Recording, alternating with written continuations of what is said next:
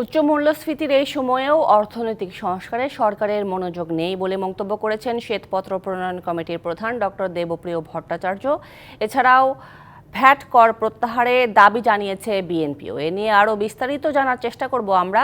আমাদের সাথে বার্তা কক্ষ থেকে যুক্ত হয়েছেন সিনিয়র রিপোর্টার ইউসুফ রানা। আমি প্রথমে একটু ডক্টর দেবপ্রিয় ভট্টাচার্যের মন্তব্যের প্রসঙ্গে আসতে চাই। তিনি বলেছেন বিনিয়োগ বাড়ানোর ক্ষেত্রে সরকারের মনোযোগ কম, এছাড়াও যথাযথ অর্থনৈতিক ম্যানিফেস্ট আসছে, বাজেটের কাঠামো ব্যয় নিয়েও কিন্তু প্রশ্ন উঠেছে।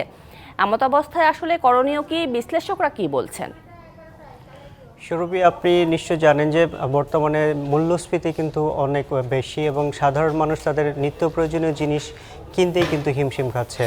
চালের দাম ভরা মৌসুমে কিন্তু কেজি প্রতি প্রায় 10 থেকে 12 টাকা পর্যন্ত বেড়েছে। চাল আমদানি করেও কিন্তু এই চালের বাজার নিয়ন্ত্রণ করা যাচ্ছে না। এর মধ্যে কিন্তু এই সরকার দায়িত্ব নেওয়ার পর কিন্তু ব্যাংক ঋণের সুদের হারও বাড়িয়েছে, সেটি 8 থেকে বাড়িয়ে প্রায় 16% পর্যন্ত হয়েছে। কৃষি ঋণের সুদের হার প্রায় 12% পর্যন্ত উঠেছে এবং শিল্প ঋণের সুদের হার 18% পর্যন্ত উঠেছে।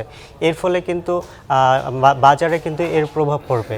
এরপর সবশেষ সরকার যে পদক্ষেপটি নিল, চলতি মাসে তারা শতাধিক পণ্যের উপরে ভ্যাট ট্যাক্স বাড়িয়েছে এবং এর ফলে বাজারে কিন্তু এরই মধ্যে প্রভাব পড়তে শুরু করেছে।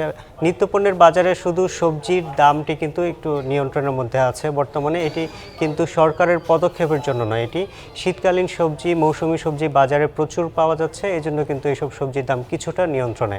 তবে শীত চলে যাওয়ার পরে হয়তো 15 দিন থেকে 1 মাস পরে আপনি দেখতে পারবেন বাজারে এই নিত্যপণ্যের দাম কিন্তু, সবজির দাম কিন্তু আরও বাড়তে শুরু করেছে। এবং একই সাথে সরকার কিন্তু এই শীত মৌসুমের আরও একটি সুবিধা পাচ্ছে যে বিদ্যুৎ এবং জ্বালানি, বিদ্যুতের কিন্তু লোডশেডিং হচ্ছে না, কারণ এই শীতের কারণে বিদ্যুতের চাহিদা প্রায় অর্ধেকে নেমে আসে প্রতি বছরই এবং এবারও কিন্তু সেটিই হয়েছে। কিন্তু গ্রীষ্মে কিন্তু সেই চাহিদা আবারও দ্বিগুণ হবে, তখন কিন্তু তার উপরে ভ্যাট বাড়ানো পরিস্থিতি আরো উস্কে দিয়েছে।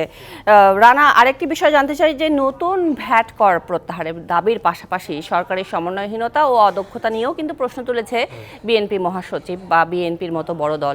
শিয়া বাটার ও ভিটামিন ই সমৃদ্ধ lily glam beauty soap. Lily, always beautiful. তো গত কয়েক বছর ধরেই তো সরকারের উপর মূল্যস্ফীতি কমানো নিয়ে চাপ রয়েছে। এদিকে বিএনপির মতো বড় দলের এমন সমালোচনা সরকারের উপর কোনো রাজনৈতিক চাপ তৈরি করবে কিনা? নিশ্চয়ই একটি রাজনৈতিক সরকার খুব বেশি প্রয়োজন এই সময়।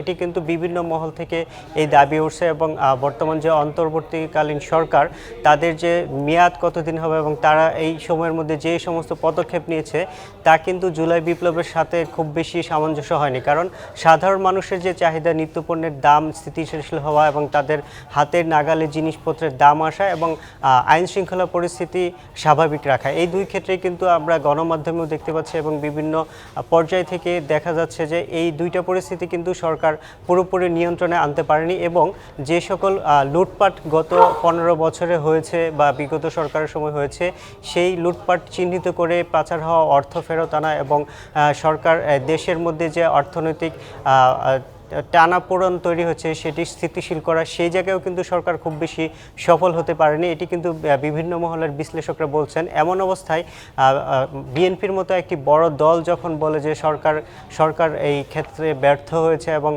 জনগণের উপর করের বোঝা অতিরিক্ত চাপিয়ে দেওয়া হচ্ছে, এই বিষয়গুলোকে নিরসন করা দরকার এবং তারা বারবারই কিন্তু দ্রুত নির্বাচনের চাপ দিচ্ছে।